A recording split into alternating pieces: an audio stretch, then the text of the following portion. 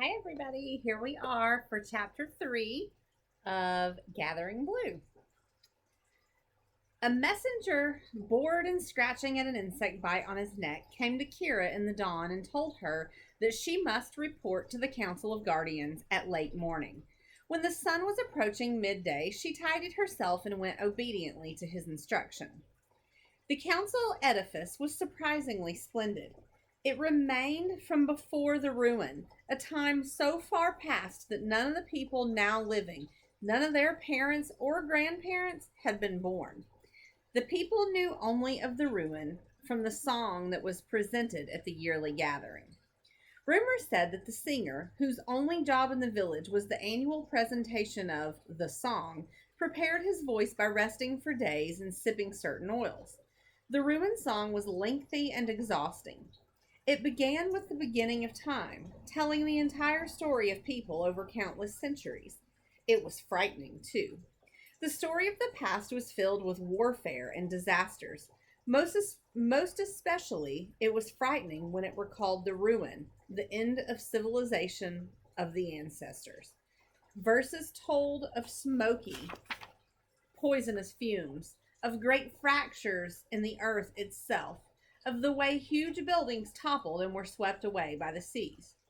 All of the people were required to listen each year, but sometimes mothers protectively covered the ears of the smallest tykes during the description of the ruin.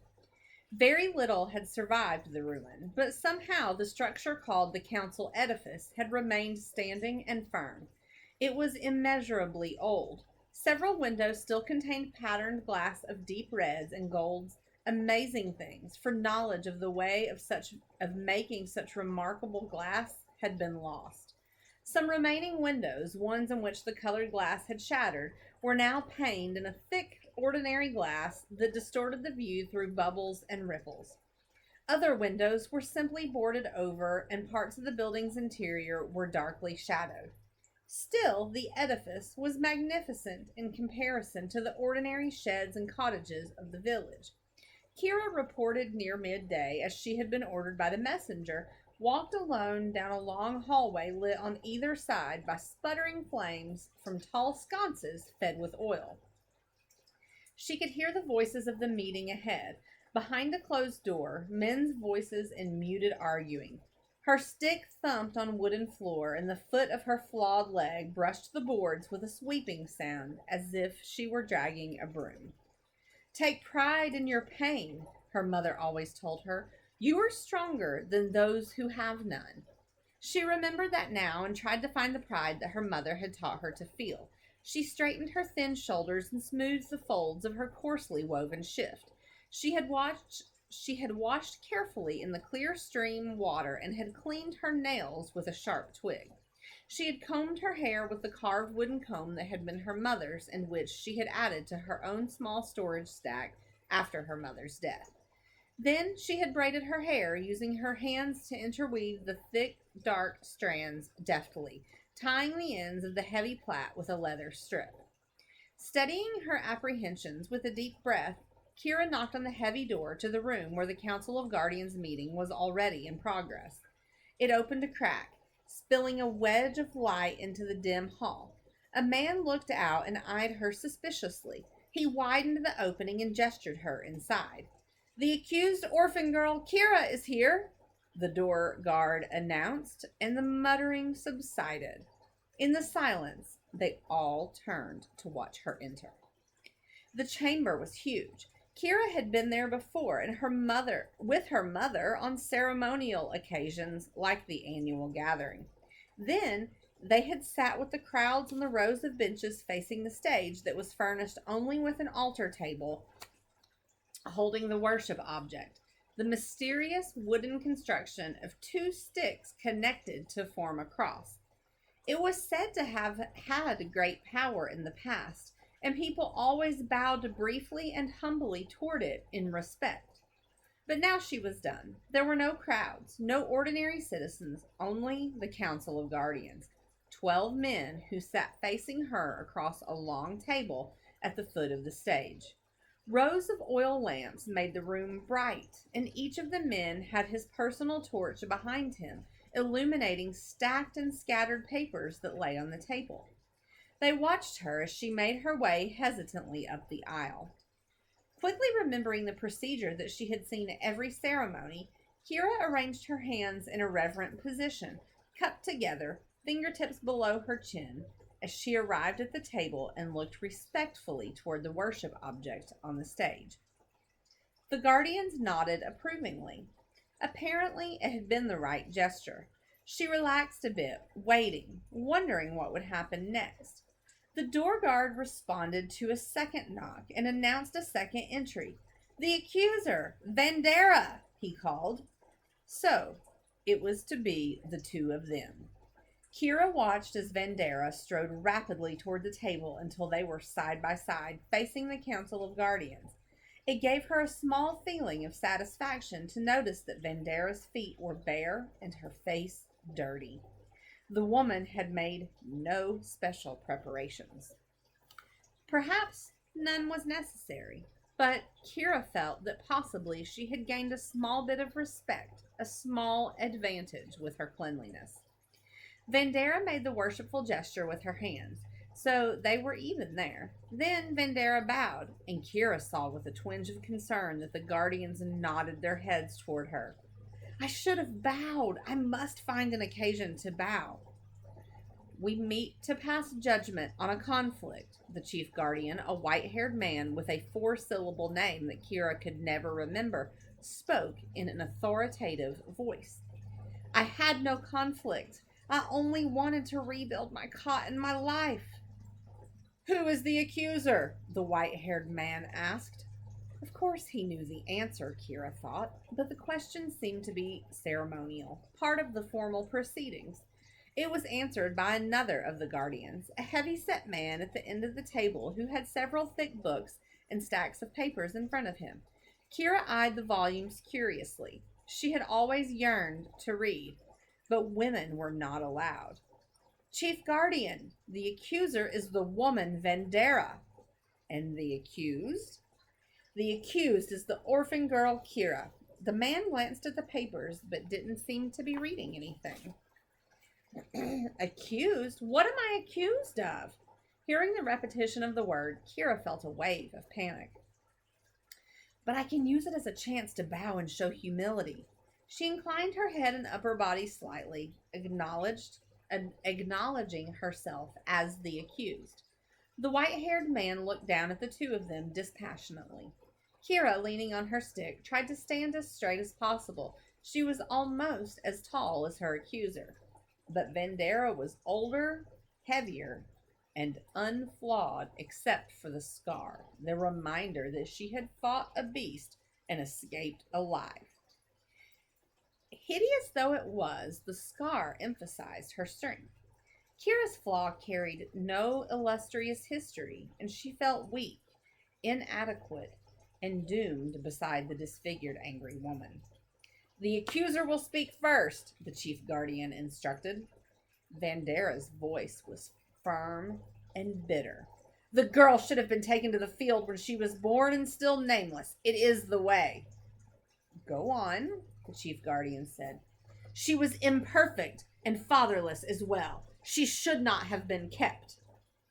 "But I was strong and my eyes were bright. My mother told me. She wouldn't let me go." Kira shifted her weight, resting her twisted leg, remembering the story of her birth and wondering if she would have an opportunity to tell it here. I gripped her thumb so tightly. "We have all tolerated her presence for these years," Vandera went on, "but she has not contributed. She cannot dig or plant or weed or even tend the domestic beasts the way other girls her age do.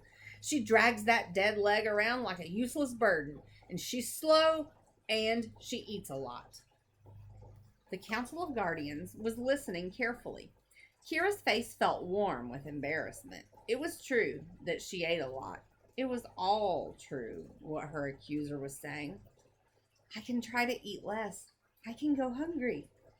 In her mind, Kira prepared her defense, but even as she did, she felt that it would be weak and whining.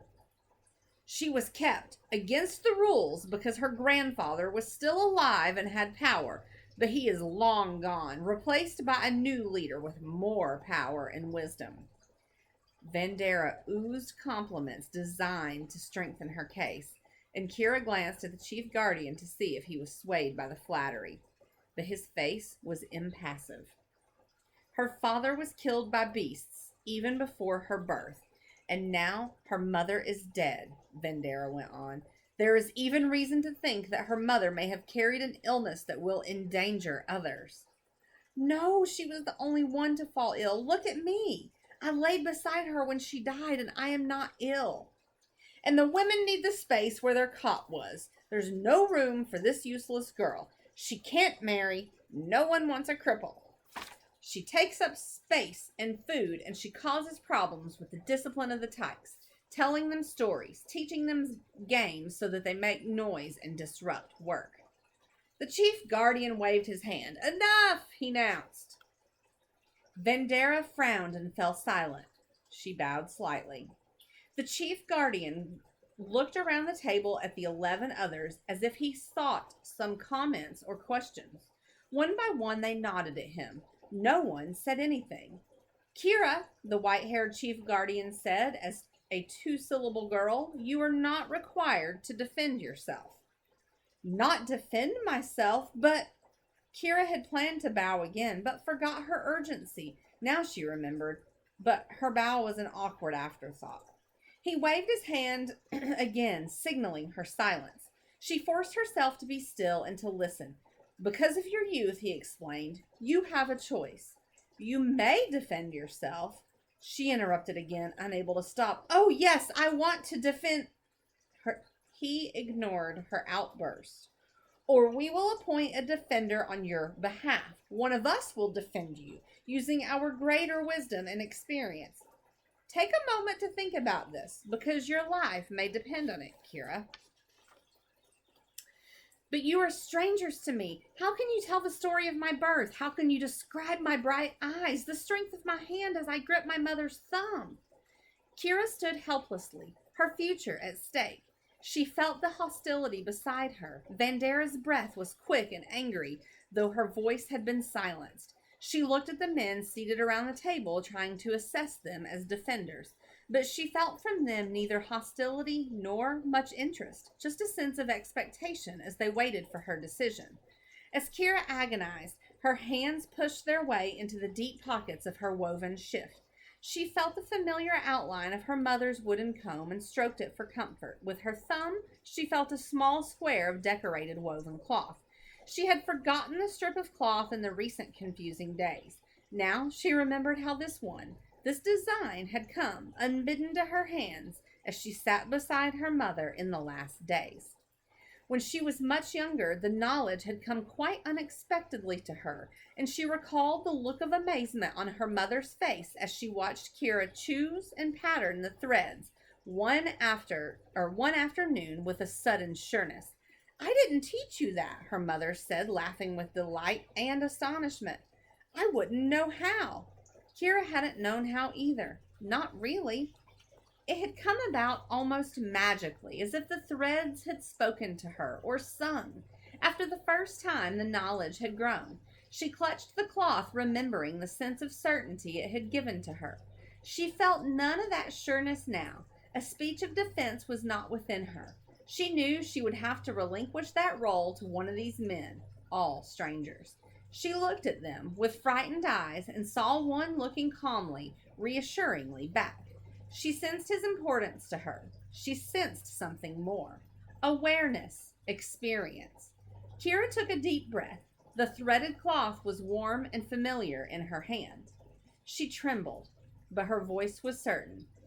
Please appoint a defender, she said. The chief guardian nodded.